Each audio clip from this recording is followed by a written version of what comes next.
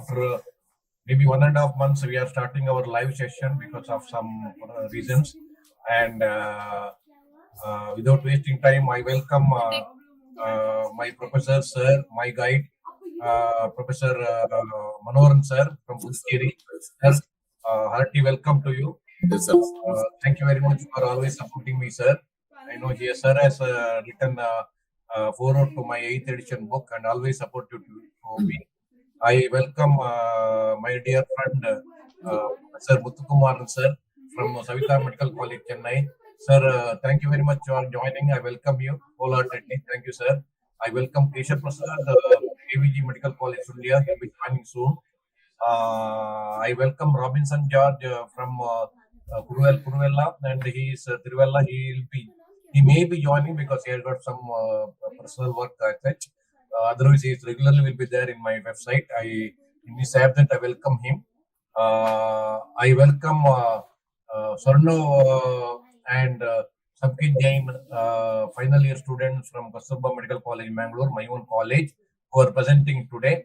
And I welcome all viewers through YouTube and all faculties and who are supporting me and everybody to join the session. Without wasting time, we'll go ahead with the presentation, sir.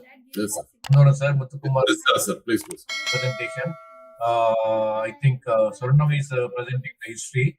We are discussing today examination of ventral hernia because it is a very common case in the exam. Exam will be kept very important for UGs, specifically how to examine and how to discuss the case with the ventral hernia.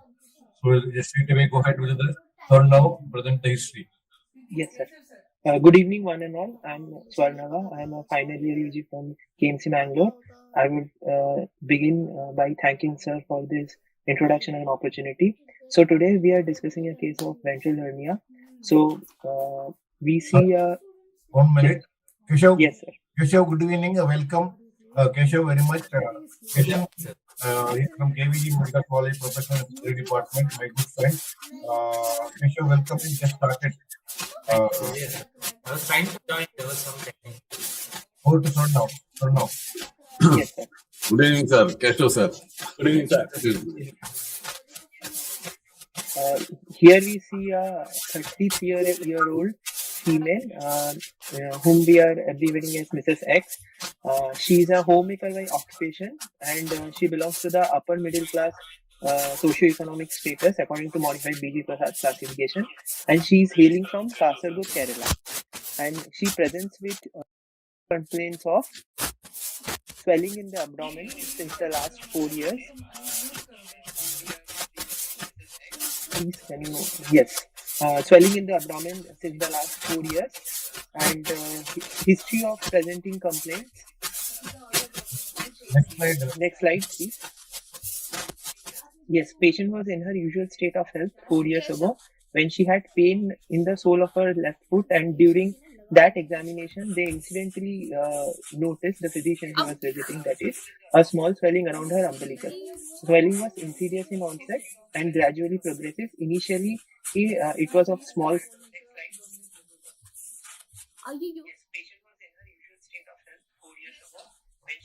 Swarnava, your voice. Yes, sir. I got mute. Can you please go back to the previous slide? Yes, thank you. Patient was in her usual state of health 4 years ago when she had pain in the sole of her left foot, and she went to a physician for examination, and during that examination they incidentally noticed a small swelling around her umbilicus. The swelling was insidious in onset, gradually progressive from its initial small size, which was around 1 × 1 centimeters, to its current size over the last 4 years. And it increases on lifting buckets and straining, and it reduces on lying down. Next slide, please. Yes, it was not associated with any pain. 1 week back, she had gone for a regular gynecological checkup due to increased flow and got USG abdomen done. And from there, she was referred to our hospital, which is Wenlock Hospital, for further management of the swelling. There is no history of any previous surgeries. There are no history of any trauma. Next slide, please. There is no history of any chronic cough or any chronic respiratory complaints, no history of any fever, no history of constipation or any urinary symptoms, and there is no history of any chronic abdominal distension, vomiting, or irreversibility of the swelling. Next slide, please. Past history, she is not a known case of hypertension, diabetes, mellitus, tuberculosis, asthma, COPD, epilepsy, chronic kidney disease, or cardiac disorder, or any other comorbidities. There is importantly no history of any previous surgeries or tubectomy done, and there is no history of previous blood transfusions. Now coming to her menstrual history, except for the last one where she had increased flow, she has been having a pretty normal menstrual history. Like she attended menarche at the age of 13 years, regular cycles of length around 30 days, bleeding for 2 days, and she changes pads 2 to 3 times a day. No dysmenorrhea and no clots. And her obstetric history, she has been married for the last 14 years. Her obstetric score is para to living to. Her last pregnancy was 8 years ago. Her first child is a 12-year-old female, and her second child is a 9-year-old male. Both are delivered by normal vaginal delivery without any complications. Yes, family history. She is the first daughter of a family of 6. Her parents are alive and doing well. Her mother has diabetes mellitus, but other than that, they don't have any comorbidities. And all of her 3 sisters and 2 brothers, they are all doing fine. And she's the first person in her family to have such complaints. Yes, personal history. She consumes predominantly non-vegetarian diet. Appetite is normal with no recent history of weight loss or weight gain. Her sleep is adequate, and she's not on any regular medications.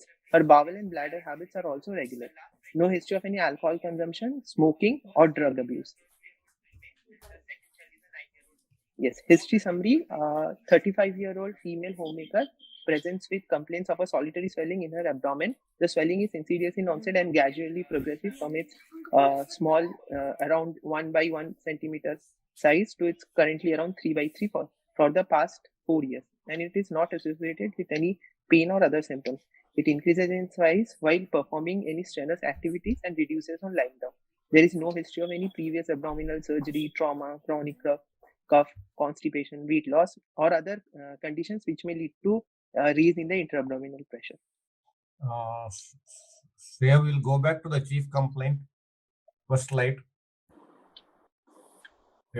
Subisha will go back to the chief complaint. First slide.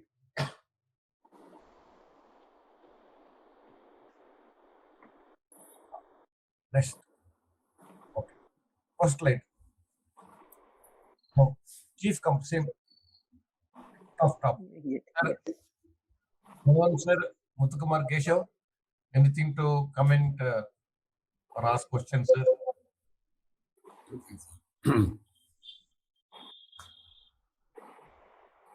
Nothing, sir. Nothing. Keshav, sir. He can mention upper abdomen, that's all, nothing else. Upper abdomen, okay, sir. Should have mentioned which area above the umbilicus or below the umbilicus. Should have mentioned that. That's right, sir. Next slide. Subisha, next slide. Okay, hold on. Sir, Manoharan sir, Keshav, Muthukumar sir, he said he. So, as sir pointed out, it is not around the umbilicus, above the umbilicus. Yes, sir. It should be above the umbilicus. Above the umbilicus. History wise, it should be above the umbilicus, Yes. not around the umbilicus. That's right. Buckets and straining. Here you mentioned it increased on lifting buckets. You Weight. can say, instead of specifically mentioned bucket, you can say lifting weights. Yes, sir. Yes, sir. And straining. Not only bucket, any weight. Any weight, yeah, lifting Yes, sir. better word rather than buckets. Okay, Next slide. okay, that's right. We'll go to the next slide. Next slide. It was not due to pain. Why pain, you have asked? What are the causes for pain, if at all, if it happens? Sir, any obstructed hernia, any incarcerated hernia, those can present with pain, like dragging kind of pain can be present if there are adhesions inside, and more severe pain are seen in obstructed hernia and any such emergency causes, sir, to rule them out. Okay. Other without obstruction, others can they have pain? Yes, sir. If there are adhesions, then she'll have dragging kind of pain, sir. Okay, and it's omental adhesions without Yes, sir. Mental adhesions. So the history says, you said no, on lifting weights, Yes, sir. it appears. So that means the content tries to come out through that herniation. That time the patient may experience some pain. Yeah. Yes, sir. Not necessarily always pain should be obstructed and then strangulated. Okay. So that is the extreme end. Even otherwise, if there is a defect is too small, the content is herniated through that will cause some amount of pain. When the content Yes, sir. appears in the sac, no, then they'll have pain, dragging pain or some sort of discomfort they will develop. If you ask Yes, sir. typically, Yes, sir. We asked there also. She was like, no. It Oh. was very asymptomatic. Okay. Otherwise, usually they'll have some dragging or discomfort when the content descends into the sac. Okay. So, okay. Next slide. Sir, anything, sir? Yes, sir. Previous surgery is trauma, yes, mentioned. Correct. Okay. Right. Next slide. Okay. Trauma, how it related? Sir, any as any secondary cause due to any kind of abdominal wall weakness. So any trauma means first thing is always think of hematoma. Yes, sir. Injury means there is a hematoma, na? Huh? Yes, sir. So Yes, sir. bleeding, that swelling may be a chronic hematoma, which Yes, is sir. presenting like this. That is it. Okay. Keshav, anything to comment? Next slide.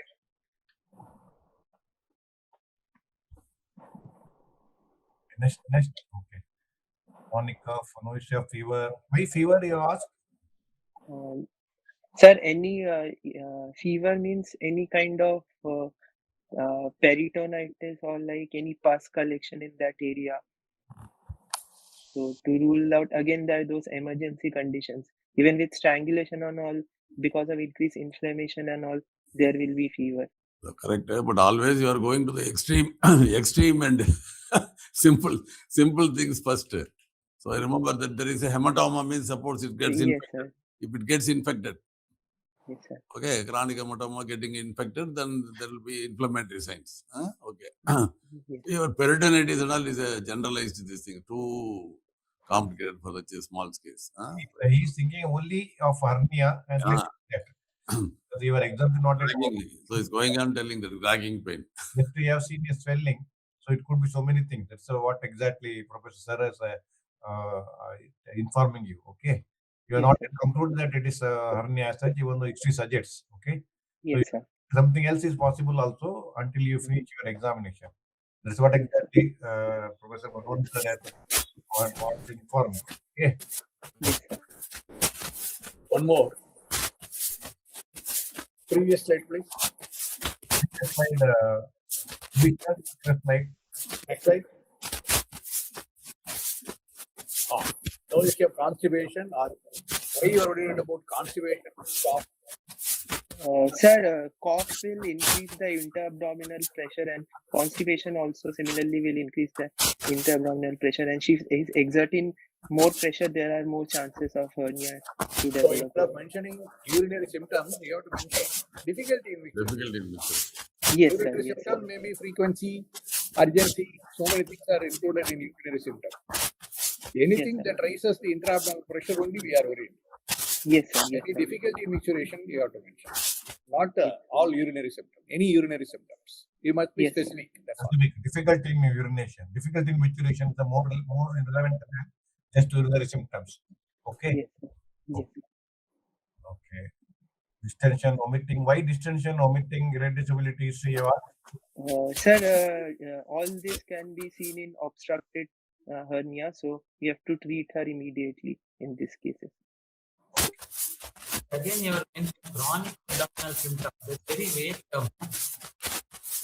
And it's a 4-year duration. It is otherwise symptomatic. All the things are come and the patient is having emergency. Is incidentally being pushed to our Keshav, can you it gets muted automatically. It's that this patient didn't have any symptoms as such. It's just being referred to the hospital for treatment. So yes, these are all acute conditions. Yes. Yes, sir. But what I'm telling you, don't mix up both the acute symptoms and chronic symptoms. 4 years Yes. patients and you should not tell gas for all this acute symptoms. Yes, sir. Yes, sir. next slide, sir. Sir, just a second. Keshav sir, I think your audio has a problem. Once you turn on, some back noise is coming. Please check that. We'll cut this part. No worries. I'll just keep muted till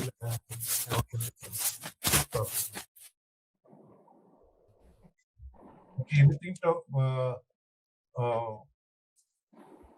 comment on this, sir?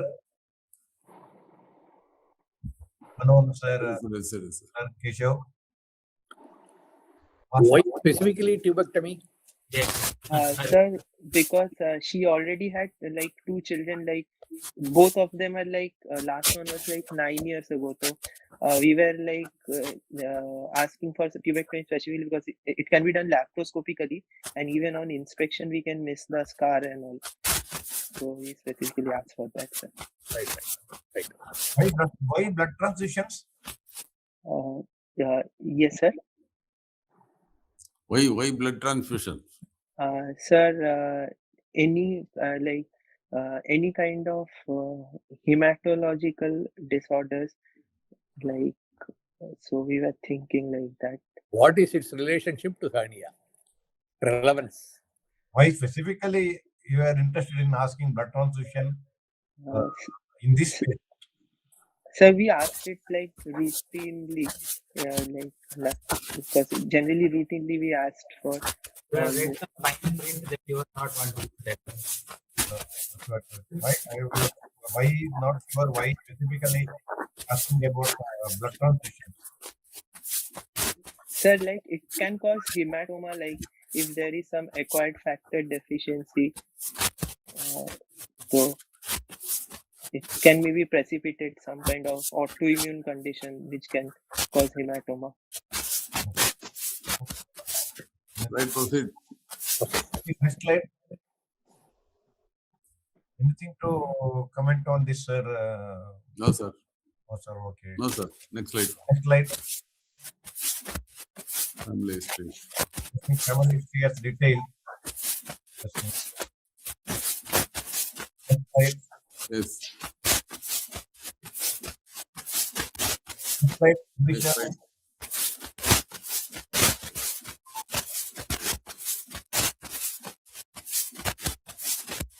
Anything to comment on this? No, sir. No, sir. Sleep adequate, not on regular medications. Oil bladder. Why regular medications you asked? Sir, for anticoagulation, if she's taking anticoagulants, you have to stop it before surgeries, 5 days before surgery. So for that, I've asked. Okay. Next slide. Anything to comment on this, sir? Because it's exercise performing, trauma, cough, constipation, weight loss.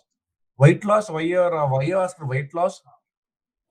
Sir, weight gain or weight loss, like weight gain can precipitate hernia because she's becoming like more, whether she's becoming more obese, so more increased intra-abdominal pressure, and then weight loss, sir, in case any kind of malignancy she's having inside, which is again increasing the intra-abdominal pressure in the abdomen. History, okay. History of ascites any significant? Yes, sir. Ascites will again cause the increased intra-abdominal pressure, like so we asked about that, sir. Okay, sir. We'll go ahead, sir. Next, Yes, sir. Yes, sir. Next slide. Keshav Prasad, sir. Next. Next slide. So, Samkit is presenting. No? Yes, sir. Good evening, everyone. So, in general physical examination, the patient was conscious, cooperative, and well oriented to time, place, and person. The consent was taken and examination was done in well-lit room in presence of female saffron. Patient was well built and adequately nourished, and Krasnowski performance status was 90%. Next slide, please.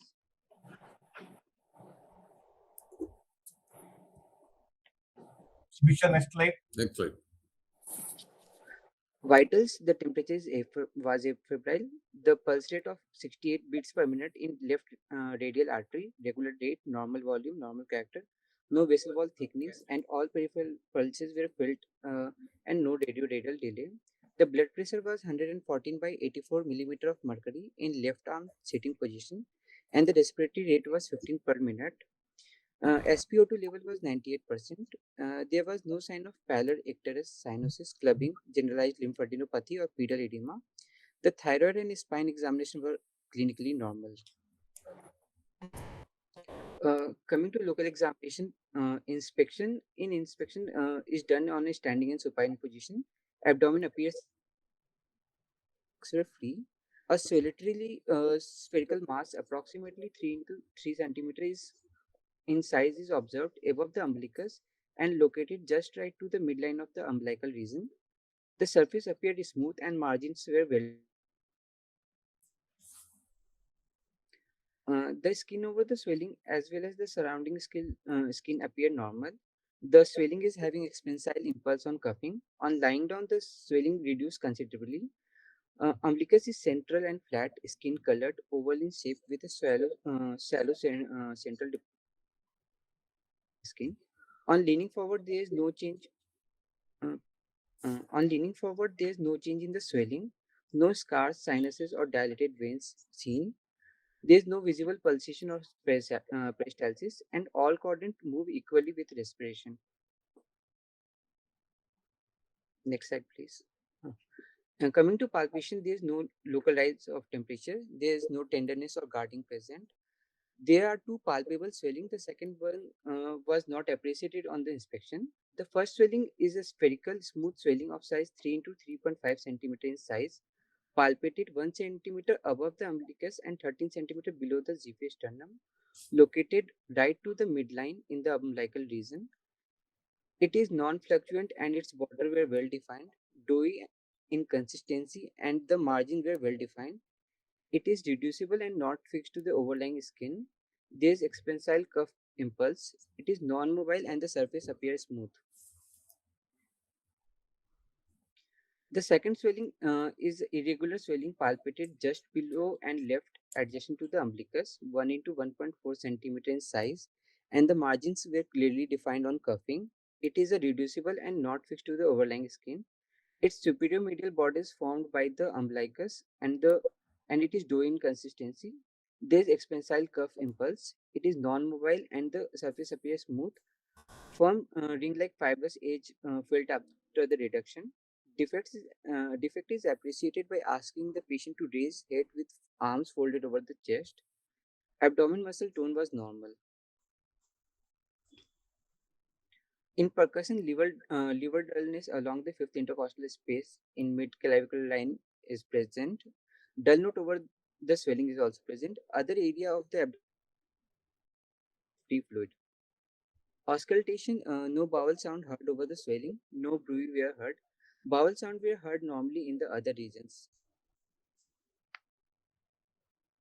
Lymph node examination, there was no significant lymph node felt, and digital rectal examination was not done.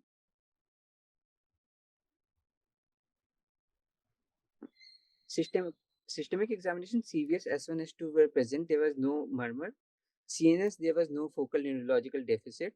In respiratory system, normal vesicular breath sound were heard bilaterally. Summary after examination. On examination, two spherical non-tender swelling were palpated in the umbilical region.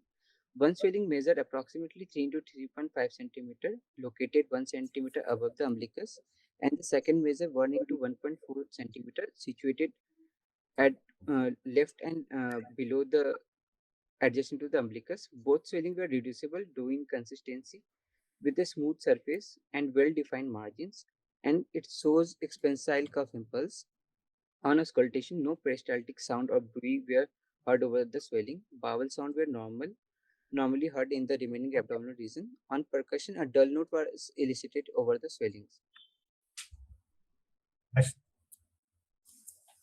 Next slide.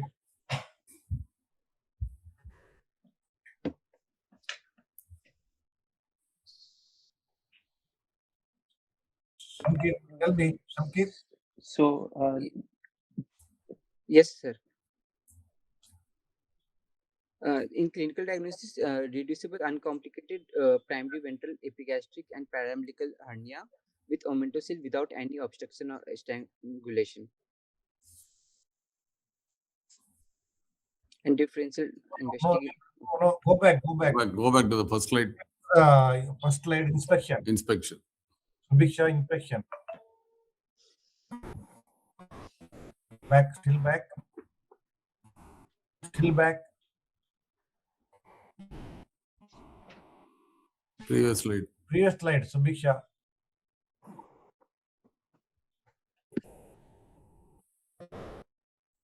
Subiksha, previous slide. Okay, here only. Back, one more.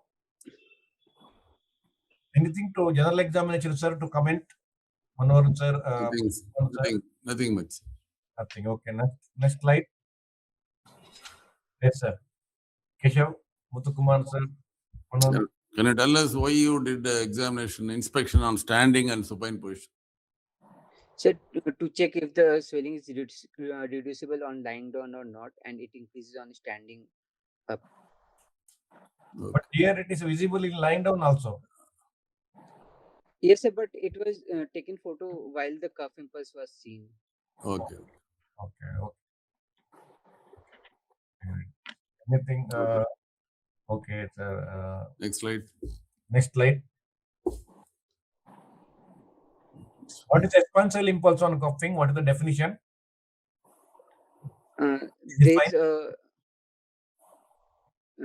There's expansion of the hernia, the defect in the abdominal wall due to the connection of the hernia to the intra-abdominal. Are you sure it is either cough impulse or it is expansile cough impulse? Difference is there. You know what is expansile cough impulse? Expansile cough impulse means, what is the definition? So now? sir, there is a bulge in the area at the point of coughing because of increased abdominal pressure. What definition is different actually. It's a momentarily increase in the size of yes, sir. Or appearance of swelling during the act of straining. Okay, that word momentarily is important. Understood? The definition is momentarily increase in the size of the swelling or appearance of swelling during the act of straining. Okay, yes. That is the word momentarily is very, very important when you define expansile impulse on coughing. Okay. Okay, then reducibility, you said reducible. Umbilicus is you said on leaning forward. Why you wanted to lean forward? Sir, to check because we are suspecting of a hernia, so we have to differentiate from any abdominal wall content or intra-abdominal mass. Oh, you are telling whether it is abdominal wall, intra-abdominal or abdominal wall. Yes. Parietal or intra-abdominal.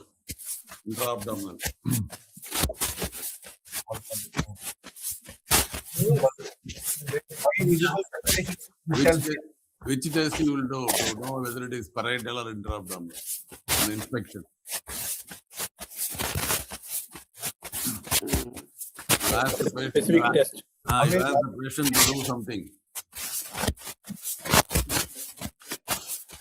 Upper abdomen, what means upper abdomen? Yes, sir. You actually mentioned it in the game. You mentioned in subsequent slide. Yes, sir. To lift up the head while keeping the head raising test. Head raising, sir.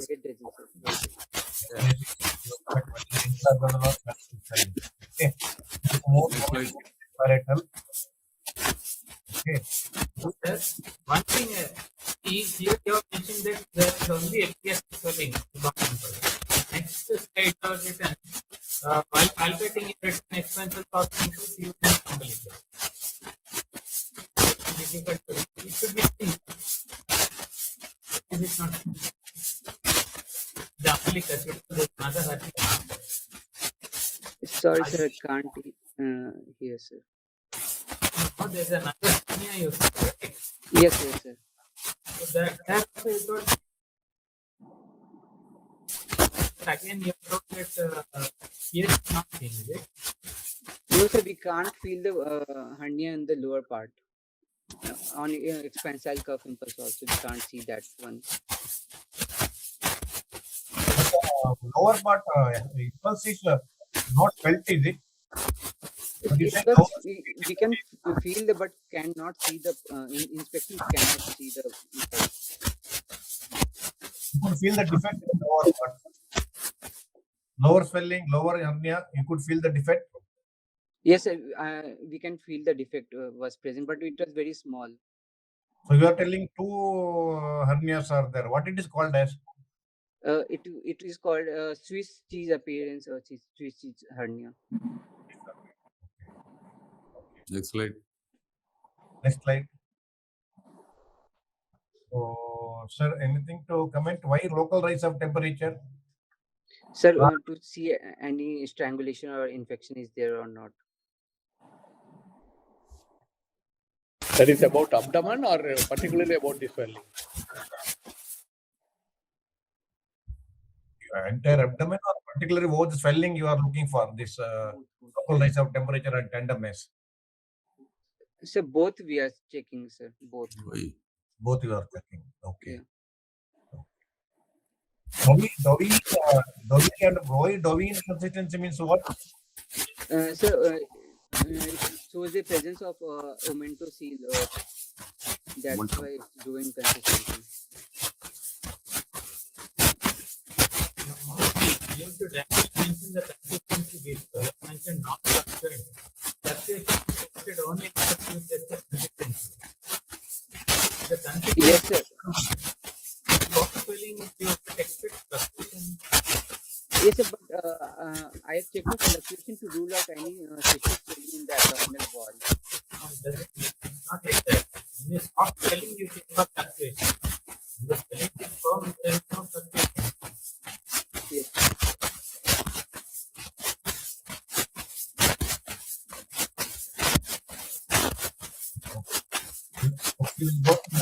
Said, sir. Skin is, you will say whether skin is pinchable or not. So Yeah, skin was The pinchable. last slide you mentioned the skin is free. So you should always say whether skin is pinchable or not. Okay. Yeah. Okay, then It's free. If it is not free means what? So it is there is adhesion present between the hernia and In which situation in hernia you cannot be able to pinchable. Cannot be free. in the incisional hernias mainly it is not free. Okay. In strangulation, it will be better. Strangulation, yes, sir. Strangulation. It will be redness. All features of acute inflammation also may be visible and may not be able to pinch also. It will be adherent to the skin. Okay. Okay. So, sir, next slide, sir. Anything yes, to- sir. Yes, sir. Next slide. You said defect is appreciated by asking the patient to raise the hand. Why? So it contracts the rectus abdominis muscle and we can easily feel the defect. But what happens to the swelling when the patient raises the shoulder? So there was no change there was no change in the size while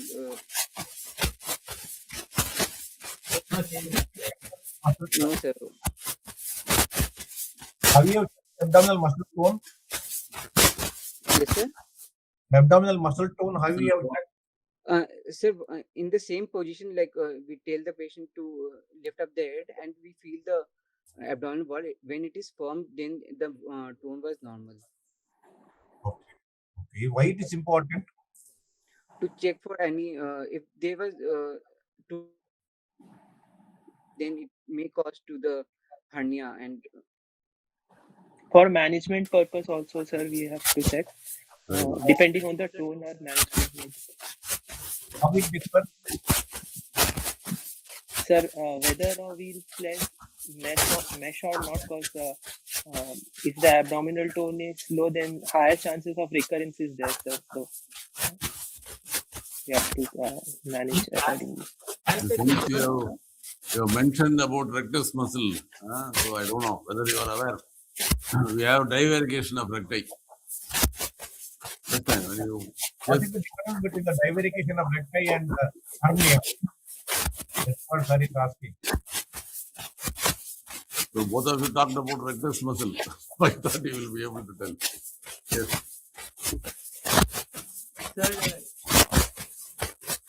You know that condition, there is something called as divarication of recti. Yes, sir. Sir, in divarication of recti muscle, firstly, we won't be seeing expansion cuff impulse. So here it is positive, sir. So that and generally the muscle tone also, like on laying down, it doesn't go back inside also. Like we saw in this hernia case from standing to supine position. So like that, sir. When you put the muscle into contraction, like your head raising test and all, you can see the muscle on both sides like a strip when it is contracted. So you can visually, you can see and inspect itself. Okay. And before you conclude the abdomen, you must say, with such a huge thing, you must say whether there is any free fluid, you should say. Any free fluid, any organomegaly. Yes. So those things you should mention, because you talked about in a raised intra-abdominal pressure. So the general examination, you should say there is no ascites or no free fluid. On palpation, there is no organomegaly. Yes. Organomegaly, you have to mention. In palpation, you mentioned only about the umbilical hernia. What about the epigastric hernia? You are not mentioning what epigastric hernia in inspection, you mentioned only about epigastric hernia. In palpation, you don't say nothing about umbilical hernia. Could you make a defect in epigastric region? Yes, sir. Have you written that? Sir, in the first sitting was in the epigastric region, epigastric hernia. But where is the respiratory finding of that leak? Sir, it's in the previous slide. Yes, right, sir. That is inspection. No, sir. Palpation first.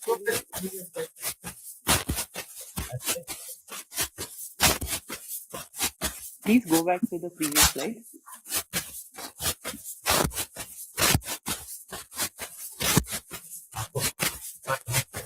Expansion cuff. Next slide.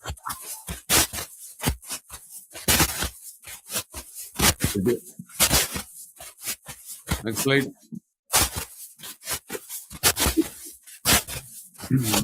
Did you check for any impulse on coughing in the umbilicus? Yes, sir. It was not present, sir. You should mention it because there is a swelling above the umbilicus and on the side of the umbilicus. Always make a mention whether on the palpation I could not feel any impulse in the umbilicus per se. Okay. Okay, sir. Yes, next slide. I think when the patient is having pro-herpes, the region of the Okay, sir. It's very important. Patients got the tendency of FRCS even in the most common type. Next slide. You are approaching this case as a case of hernia, but Yes, you have to approach it as a case of some abdominal pathology. In that case, abdominal examination must be complete. Yes, sir. When it is complete, Yes. as Dr. Manoharan pointed out, you have to mention whether the patient is having any mass in the abdomen, any other mass, Yes, sir. any other organomegaly or ascites. You have to mention. So usually when we talk about So we are abdomen, waiting we for have to session. mention, because big renal tumor, big ovarian cyst can cause hernia because of increased pressure. For completion's sake, always you have to mention whether the flanks are free, hernial orifice free, renal angle. When you talk about abdomen, Yes, sir. you have to talk about flanks, hernial orifice, renal artery. Then only it will be Yes, sir. complete. There may be huge renal enlargement, kidney enlargement. So that has to be ruled out. Okay, sir. Hernial orifice you have to specifically mention. Inguinal hernia orifice you have to mention. Then Hernial maybe orifice free.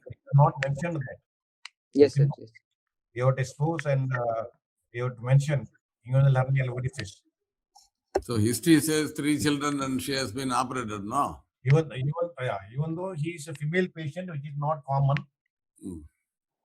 So she has got a sterilization scar. So we have to mention whether there is any defect there over the operated site, the lower abdomen. No, sir. No, sir, there is. Yes, She didn't get the sterilization done. No, sir, no tubectomy was done. Okay, right. He mentioned specifically no tubectomy. Yes, sir. Right, good. Explain. Especially in males, you have to examine inguinal region. Females also you have to examine. Because in female, inguinal hernia is common in males. But in females, still inguinal hernia is common. Yes, sir. More than femoral hernia. But ventral hernia is very common. Incisional hernia umbilical is very common in females. Okay. So you have to mention about inguinal region in all patients when there is a ventral hernia, umbilical, paraumbilical, epigastric, and so on. Okay. Okay, sir. Okay. So Next slide, sir. next slide. Okay, percussion. He has mentioned no free fluid here. Dull note over the swelling means what? Sir, momentum is present in the if dull note is present. Suppose it's recurrent. Yes, sir. Resonant means? Suppose it's Resonant means viscera, sir. Intestine. Bowel. Enteroceal. Enterocele, sir. Bowel. Okay, next slide. next slide.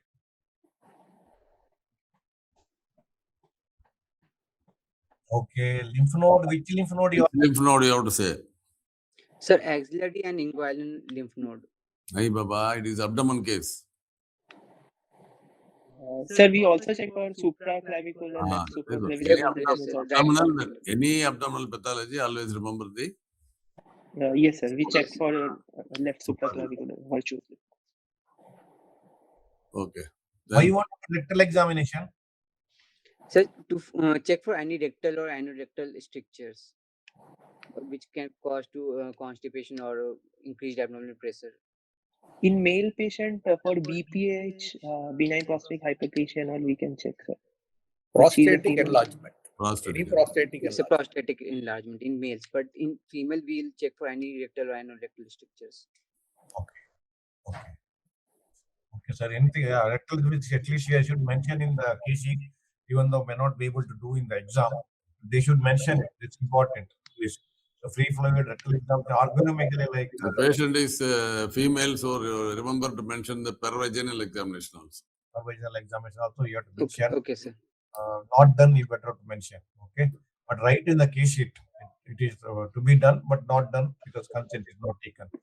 At least you have mentioned that you should be able to answer what to look for.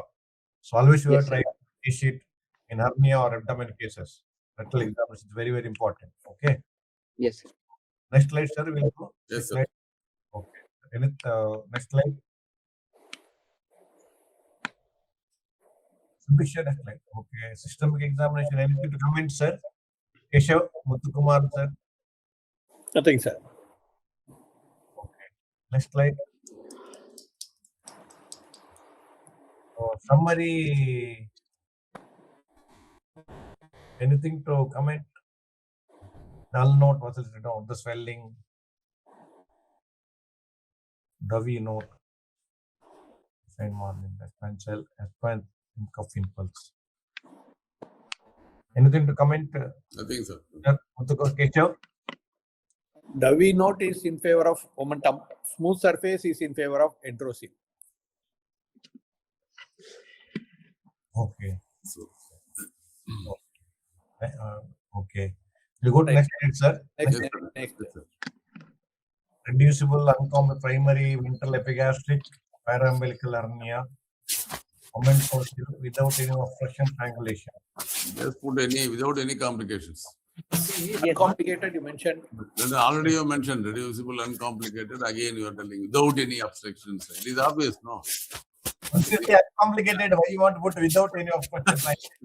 Without any obstruction. you are trying to extra quantify this because it's only uncomplicated itself means it is reducible and it does not stand in the trade of Double guarantee. even primary and ventral. But Primary, you missed out irreducibility. primary, There is no need for obstruction. It is a primary ventral epigastric all reducible together, without any complications. That will be idea. Yes, sir. Without any complication. Once you say uncomplicated, there is no need to write obstruction and triangulation. Diagnostic, you are written for one lipoma and dermoid cyst.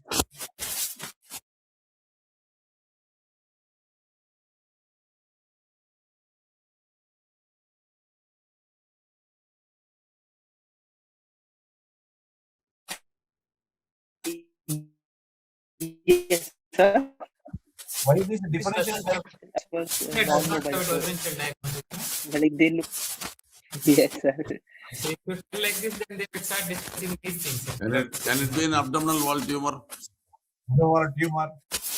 No, sir. Generally, again, that expansion cuff and pulse is absent.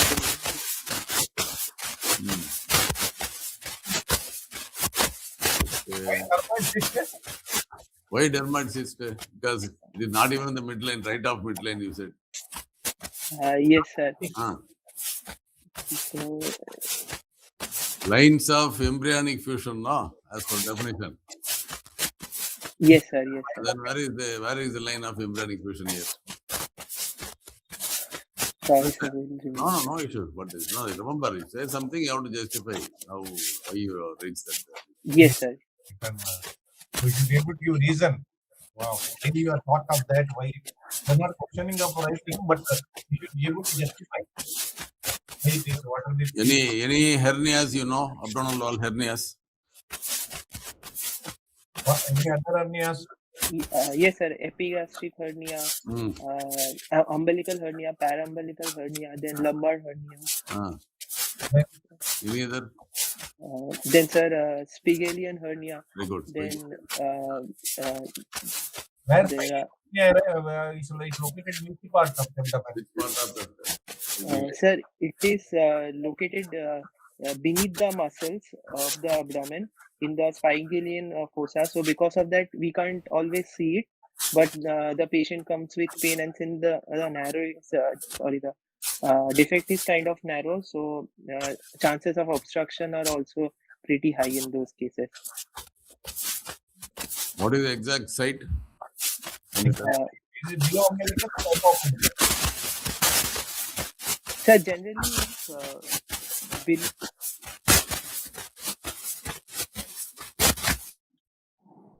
Is it below umbilicus or above umbilicus? sir, Spigelian. What is spigelian fascia? Spigelian line? Line. Spigelian point? yes, it's below umbilicus. Samkit, you can help him. No problem. You can help Swarnava to give your right answer. Spigelian. Because It's below the umbilicus, where below. linea similar point, lateral margin of the rectus. There, this is the point, spigelial point. From there, spigelial fascia reflects. So that point hernia occurs. It may go between the internal oblique and transverse muscle and so on. It may form interparietal hernia also. It often get like it may get strangulated also very easily, and that may mimic abdominal wall lipoma because normally it is irreducible. So may not be able to elicit proper impulse in such patients. So it may mimic abdominal wall swellings. Okay. So spigelian hernia you have to remember, especially if it is so in the lower below the umbilicus. You said some swelling below the umbilicus. It was not visible on inspection, only palpation. You also told the spine was not very clearly felt. Left side. Yes, sir. That's paraumbilical. Have you heard of a desmoid tumor? Desmoid tumor, have you heard? What is desmoid tumor? Suppose this is not reducible. Firm in consistency, you already told. Yes, Not sir. mobile, you told. Yes, sir. So we are telling this is, if it is so, it will be a desmoid tumor. What answer you have got? How will justify it is not desmoid tumor? So It means desmoid to desmoid tumor. expansile on curve, and it is non-cancer benign growth of the connective tissue. So we cannot differentiate it from the hernia to the desmoid tumor by expansile curve. Okay. How firm or hard it is. Firm and hard, yes, sir. There is no impulse on cuffing. Okay. Reducibility Yes, sir. will not be there. So it's common in females. That's why sir is asked. Desmoid tumor is common in females. Okay. That's why it is asked. Okay. So dermoid cyst writing is not better not write it, sir. Muthukumar, sir. Yes, sir. Better That can be removed. to remove, not write. Abdominal lipoma is okay, but here it is a substantial impulse on coughing is there. But your but even lower swelling, infraumbilical swelling also you said defect is there, reducibility is there. Okay, so that's why probably diagnosis will be only one. At all, abdominal lipoma may be accepted, not dermoid cyst. But when the discussion comes, no tumor, all other things, we should be able to give an answer. We should be able to think and say why it is not. So you should know the features, right? No, sir. Yes, sir. Yes, sir. So you should be able to give an answer why it is not. So you should have some backup knowledge about all these different conditions of the abdominal wall swellings. Abdominal wall swellings are not equal to hernia. Hernia is a part of it. So you should be able to give a differential diagnosis, and you should be able to tell why it is not. Understood, sir? No. Yes, sir. Okay. What is special about epigastric hernia? You got two swellings. One is epigastric, other one is paraumbilical. Yes, sir. Epigastric hernia, it is mostly because of decussation of the linea alba. It is more common in females, sir. Yes. And then in 20% of the cases, there are multiple defects instead of a single defect. So we call that a Swiss cheese appearance, which we say. Special. Sir asked something special. Specific. Something special he has asked. Sir has asked. You have written the first diagnosis ventral epigastric and then a paraumbilical. Both hernias are same, some difference is there. Sir, initially it can also be sackless. Which one?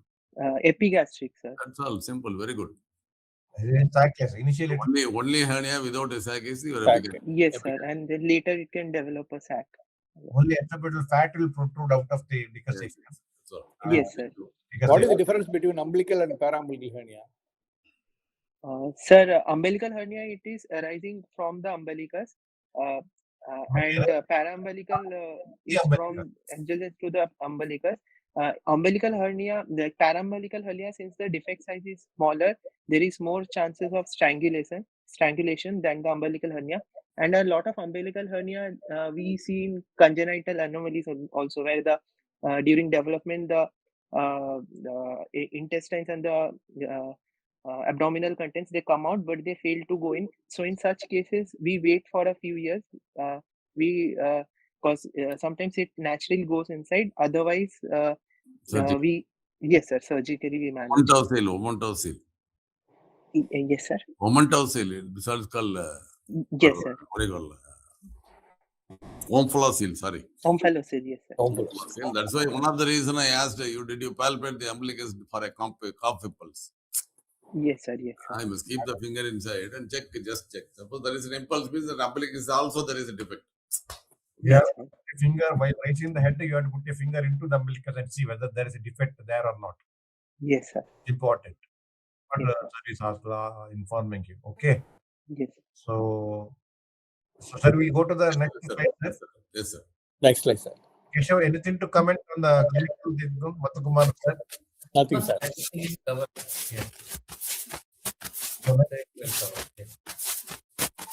Thank you.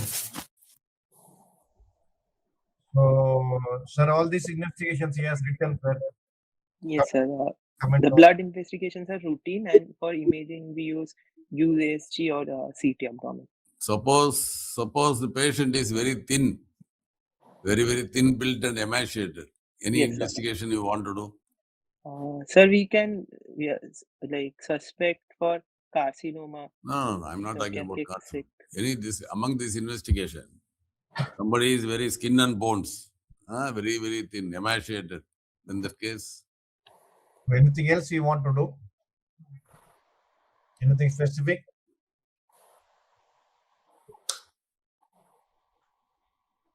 proteins, serum proteins. Proteins, albumin. Yes, sir. Albumin, serum Serum albumin. protein. Somebody is Yes. very means hypoalbuminized. Hypoalbumin can be there. They may develop hernia. Okay. Why Yes, sir. CT you have written? Yes, sir. CT abdomen, why you have written?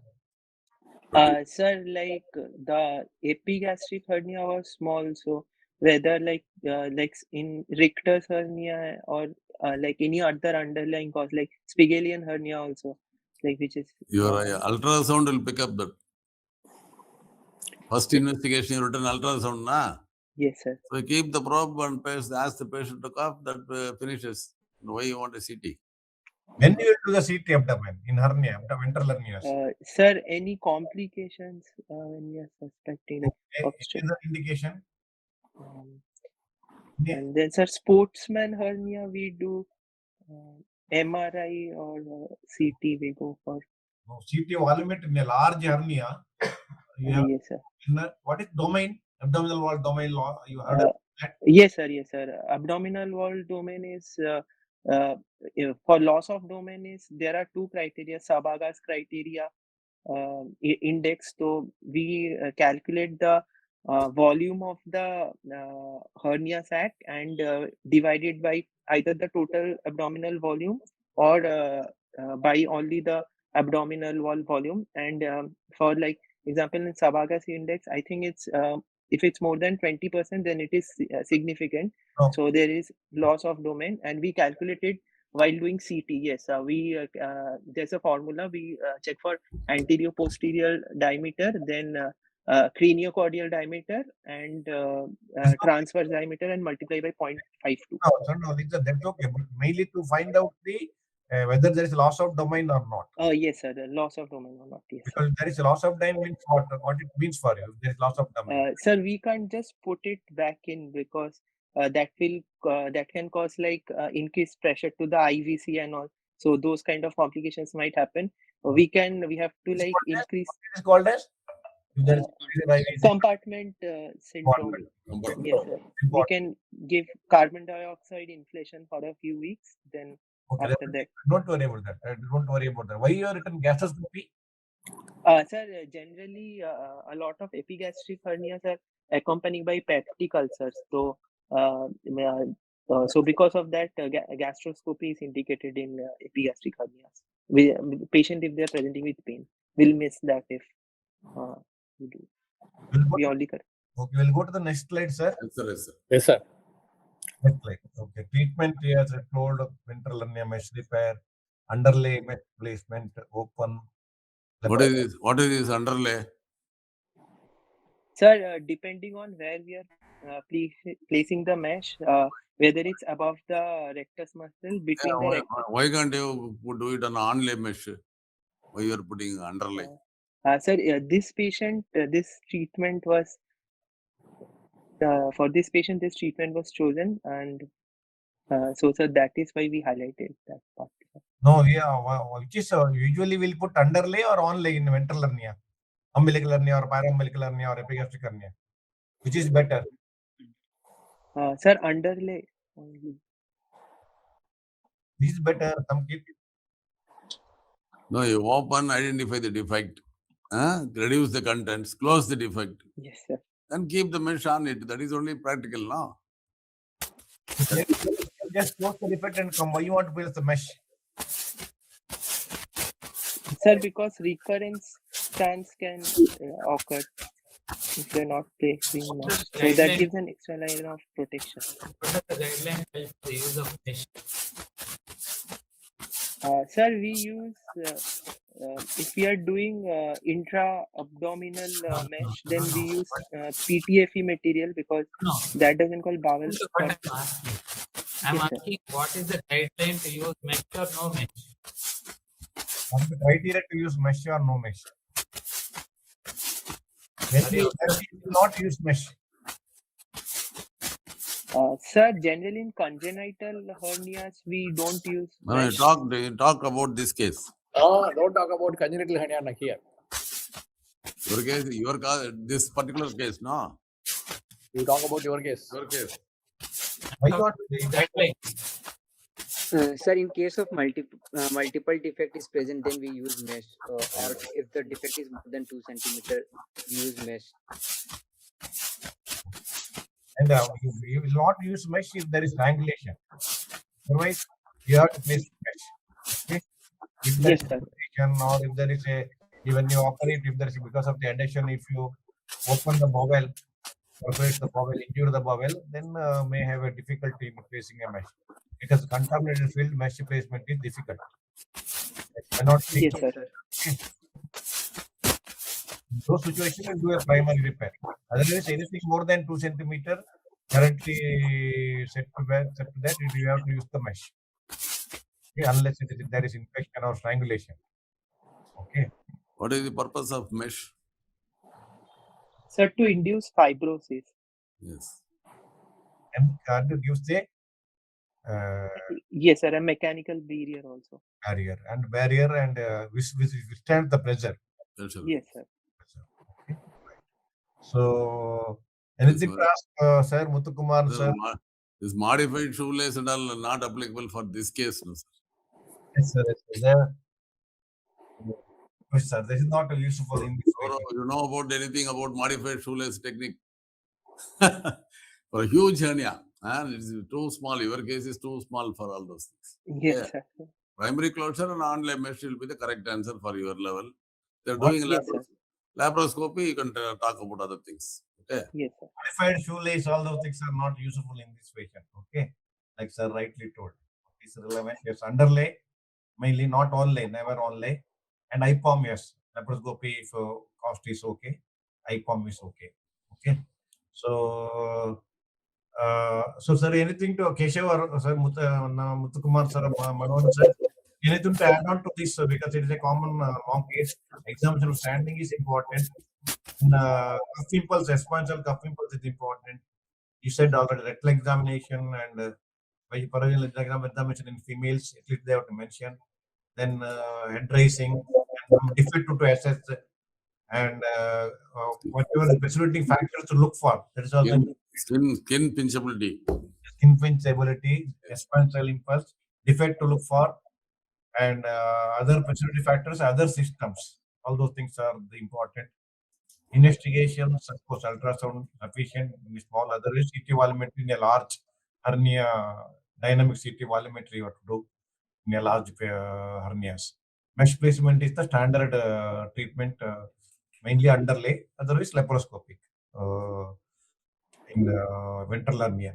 Ventral hernia primary incisional analysis after surgery. So, anything to comment, sir? Anything to comment their presentation and add on to this as far as UGC is concerned? They have done a very excellent presentation, sir. For undergraduates, they have done very thoroughly end to end. So remember, the basic thing is you have to stick to the examination of a swelling part, like given in thus, thoroughly inspection and palpation, and always remember the sir also told abdominal examination means you must not confine only to that part. The rest of the abdomen also you have to say and about organomegaly, ascites, and any other things, and conclude with your lymph node means supraclavian. Yes, sir. Thank you, sir. Muthukumar, sir, anything to comment, sir? This is a good presentation, sir. Sir. Only thing is, you must be complete and see, you are mentioning uncomplicated, then you are mentioning complication. That type of repetition can be avoided. Yes, sir. Yes, Simple, complete diagnosis. yes, sir. Yes, sir. Simple, complete diagnosis is Keshav, Yes, sir. Thank you. any comments or anything? Subiksha, meantime, put my presentation. Keshav, anything to comment? Yes, sir. Subiksha, put my presentation. Thank you, sir. Thank you. You presented well. Thank you, sir. Both of you did very well. So congrats Thank to you, sir. very bold and very neat, tidy presentation. I'll just go through my Thank you, sir. just Thank you, brief. sir. Thank you, sir. Ventral hernia. Congratulations. Did well. Thank you. Like when they start with just examination in history is very important in that for students and mainly impulse on coughing and head rising test. I'll just go through that. Next slide. Submission. Next slide. Next. This is what previous laparotomy details, wound dissection, method of healing, straining, smoking, diabetes and metabolic disease, liver disease, renal disease. All those things are the causes for ventral hernia or incisional hernia or recurrent hernia, features of obstruction. All this history you have to ask in detail whenever in ventral hernia, incisional hernia, whatever the things. These are the important thing. History of when if there is a previous year laparotomy history, so detail wound dissection, method of healing, primary or secondary, other things you have to ask. Next slide. So examination, infection, palpation, percussion, and rectal and systemic examination I put in briefly in a table. So standing position important, expansion impulse cuffing I told, size, shape, extent, number. Number is important, cystic hernias. Scar description is important. Skin over the swelling, already sir has told that. Reducible tenderness, go back. Assessment of defect, again important. Percussion over the hernia in standing, that's important. You usually percuss in standing position. Presence of free fluid, which I have discussed. Measuring hernia in standing and during coughing. This is the applying EHS classification that is there in the book. There is for primary different, for incisional hernia different. The rectal examination is important. Other systems and loss of domain is the most taking important part in the managing the assessing the hernia and ventral hernia and managing the ventral hernia. So loss of domain meaning is the how much hernia is there, a content which is not getting reduced to the main abdominal cavity. That's called loss of domain. So that word you should know in any ventral or incisional hernia. So EHS classification is more important currently, is the standard actually. Next slide. So this slide, this table is very important. So this is the meaning single, multiple defect. So width is different. This is the how big it is hernia. In this patient, loss of domain is very important. So CT volumetry is very important in a patient like this. Next slide. So this is the EHS classification for primary abdominal hernia. I'm not going to detail it, but this is important for incisional hernia, usually kept as a long case in the exam. So these things midline M1, M2, M3, M4, M5, L1, L2, and 3, 4. So size width wise, less than 4, 2 to 4 to 10, and more than 10. And newer width has come 5, 5 to 10, 10 to 15, 15 to 20, more than 20, like that. Any additional modifications have come actually. This is the standard one. So this EHS classification has become standard for primary ventral hernia or incisional hernia. Ventral hernia as such is classified as primary and incisional. Next slide. So this is again diagrammatic view of how to assess this patient. What is the M1, 3 centimeter, M2, M3, above M4, M5, and laterally L1, L2. L1 is subcostal, L2 is flank, L3 is iliac, L4 is lumbar. So this is the sackless epigastric hernia, typical look. This is the cyst pattern. See that it's very large ventral hernia. In such a patient, you have to think of abdominal tumor and other things. See that? This is what sir told. Other abdominal wall tumors or abdominal mass as such may mimic like this. So lying down, it may get reduced. So clinical examination is very important in such patient to say this is the ventral hernia. Next slide. So all these things are the different incisional hernias, ventral hernias, and measuring this one is important. This ascites causing the large umbilical hernia, very common. In ascites, portal hypertension patient, massive ascites causes umbilical hernia. Here you can see the epigastric hernia and umbilical hernia both. Again, incisional hernia here, again incisional hernia here, again ascites with the umbilical hernia here. So different types of hernias, ventral hernias you can see here. Next slide. So this is what he has already told. Tanaka index and Sabag index. This is the hernial sac volume. This is the abdominal cavity volume. So more precise is Sabag index, but difficult to calculate. Easier is Tanaka index. It's less precise than the Sabaka, but easier to calculate. If this is in the dimension more than 0.25, this is more than 20%, more than 20%. So loss of domain definition, and this one is important. These two index, maybe MCQ or whatever it is. So you should know what is the meaning of that. By which this diagram will be able to understand that. So this is the strangulated epigastric hernia. You can see that redness, skin involvement, features of strangulation you can make out. You can get strangulated ventral after long-standing time actually. So this is important currently. It's a newer thing, but definitely very useful and very important as such. So CT volumetry is a way you will assess this one. So CT, that's how CT comes in the picture in a large ventral hernias. Next slide. So this is the radiologically how you measure the loss of domain. Already he has told actually dimensions, AP, transverse, craniocaudal, what is the meaning. So this is the diagram, just want to show both hernial sac volume, abdominal compartment volume, and total peritoneal volume. So the three things you have to always know. So dimension is this factor is 0.52 in this. Common factor is 0.52. Next slide. So this is a CT, how to do CT scans, a large hernia like this, and assess the CT volumetry. Actually, CT is important in such patient always. Next slide. So if it is loss of domain, then already we have discussed that pneumoperitoneum to create and botulinum toxin injection 1 month before surgery or 3 or 4 weeks before surgery, and other methods also. So you have to, otherwise they'll go for abdominal compartment syndrome, may not be able to. So different methods are there. So ventral hernia classification important. IPOM is intraperitoneal only mesh repair. That's a good standard. IPOM plus it, you have to close the defect. That's the standard currently. Next slide. Next slide. So component separation technique is become more and more popular, both either open or laparoscopic. In that posterior component separation is more precise than the anterior. So all surgeons should learn that. Now currently laparoscopically or endoscopically and robotic wise also they will do CST in a large hernia like whatever picture I have shown. So component separation technique is a short note for students. They should remember what is it. Becoming in a large hernia, it is very, very useful. So creation of pneumoperitoneum, already preoperative progressive pneumo, is a PPP. Word is preoperative progressive pneumoperitoneum. And with the injection of botulinum toxin, because it muscle get relaxed, so muscle distance adequately, so that capacity of the abdominal cavity will be increased over the period of month, so that you can push the content back into the abdominal cavity. So you have to reduce the domain, loss of domain. You have to correct the loss of domain, so that the subexact will correct the domain. Already different less than 2 centimeters, you can do a primary closure, which already Keshav has discussed. So other than that, everything is a mesh repair actually. Usually underlay mesh repair. So component separation technique is important. You can read that, and how to correct the loss of domain. That's also very important. A large hernia. These are the two things that always remember. Next slide.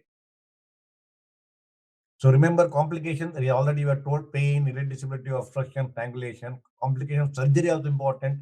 Infection, wound adhesions, recurrence, abdominal compartment syndrome is the most important. Bowel injury can occur because a lot of adhesions, when you dissect the separate the adhesions, it may injure the bowel, then it will become a problem. Sepsis can occur, may lose the patient and may not be able to push the mesh, and mesh may get extruded or infected. So the problem different from a large hernia, not a small or medium hernia. Large hernia, recurrent hernias, incisional hernias. It's a challenge actually to manage. Most of the surgeons, like Keshav may not be, sir may be knowing, Keshav may be knowing, Muthukumar, all of us have faced these problems and managed such patients. So next slide. So this is how exactly we'll place the mesh, retrorectus plane or underlay mesh. This is the epigastric hernia with the margin here. So this will mark it out for either defect, will mark it out for open, or laparoscopy also will mark it out. Like this to place the mesh actually, IPOM mesh when you place. So this is a sac actually, how exactly it looks. So mesh is actually polypropylene mesh will place in the retrorectus plane or preperitoneal plane. Preperitoneum is thin, very difficult to get a plane in a large hernias. So you need to create a retrorectus plane. And if you won't be able to close the rectus, it's very important to have a dynamic stability of the abdominal wall. In such a situation, you have to add on to the component separation so that you can close the midline. So idea of component separation technique is to close the midline in a difficult case of large hernias. That is being achieved by component separation technique. Next slide. So this is IPOM, how exactly it looks like. You have to place is the under the peritoneum. See the mesh here. Tackers, absorber tackers are placed. So there is the mesh inside the peritoneal cavity. These are the tackers, how they look like for undergraduates. So 5 mm tackers, absorbable, you have to place. So I think all of us know that simple thing, but UGs, it is how exactly it looks like. Next slide. So just see next slide. You can run the video in a differently. Here you can run. Okay. Just 3 minutes video how to examine. Always examine standing. See that and measurement all those M1, M2, M3, M4, L1, all those things, what type it is. So expansal impulse, see that how to look for expansal impulse on coughing and head raising and checking the defect. See that is defect will come more. So put the finger and check the defect. So measure the size. So defect is checked horizontally. See that defect is checked horizontally always. So we should know the examination. So mark it out, always mark the defect, then measure it like whatever the EHS classification, M1, M2, M3, M4, the way it is, if it may be combination of that, maybe above the umbilicus, below the umbilicus, so it becomes M3, M4, and laterally how much it becomes L2, L3 like that. So this is a very large hernia. So it's a mild, moderate, severe like that, large, very large hernia. So loss of domain may be there. So that also has to be assessed by CT volumetry actually. So this marking is important to have a EHS classification, M1, M2, M3, M4 like this. So mark it so that see that marking same M1, M2, different levels are marked here. Then we see which level it comes. So laterally also how much it comes. So lateral marking also has to be done to have a EHS classification properly and name it. So that now you know the marking here. So you can see that M2, M3 like that. So which level it is there. So find out. So that's how exactly you will assess do the EHS classification.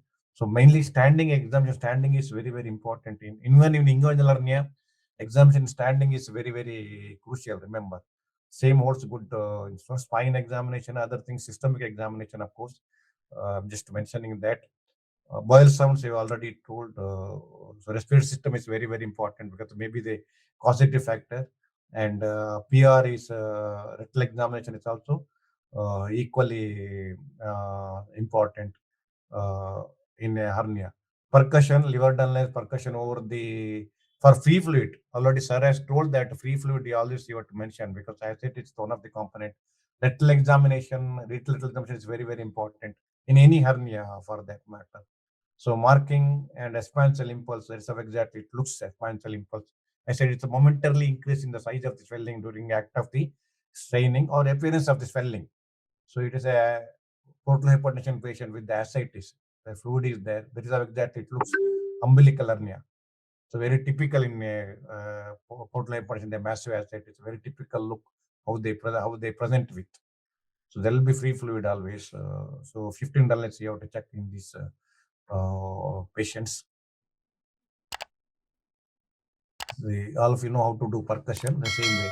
So scar is assessment of scar. See that scar, how it protrudes out while coughing. It's a secondary healing. This scar, probably emergency surgery was done. So that detail history also has to be taken. So what surgery, emergency, for what it is, there may be peritonitis. So this is with a very big hernia. So you look at that. So requires a lot proper assessment of this patient. So abdominal compartment is okay or not, abdominal cavity is okay or not. If it is so, you have to assess. So it's a small paraumbilical hernia. So defect. Sir has already told, always examine the umbilicus. Others will miss. Defect may be there in the umbilicus. See that bowel, you can see the bowel there. When it's thin, so thin in the skin is so thin, bowel, abdominal is very thin. It again hernia. You can see that paraumbilical hernia just below the umbilicus. So this next slide, this is how exactly next slide. So briefly how to examine ventral hernia video I have shown. So my 8th edition book has come. I thank sir has written the foreword, Manoharan sir. Thank you very much, sir, for your kind good wordings in my foreword. And my website, I request everybody to subscribe and go through. It's free, and daily MCQs are there. Please go through that, try to answer. And a lot of videos are already around 420 lectures and videos are there. Examination, suturing, different examinations, different brief lectures are there. Students always go through that and learn. Lot of MCQ already around 200, 300 MCQs are there. You can learn that. And my new edition with the additional support MCQ book also there. So it will be very useful. Other than my clinical book, it's very useful. It got video of examining patient with the instruments and other things. Definitely, it will be useful. Of course, operative surgery mainly for postgraduate, a big book. I request again all students and viewers to subscribe my website to learn in day-to-day basis. I request Swarnava and Samkit to make everybody to subscribe my book, my website actually to learn. Yeah. Again, thank you everybody. Thank you all viewers. Thank you, Manu.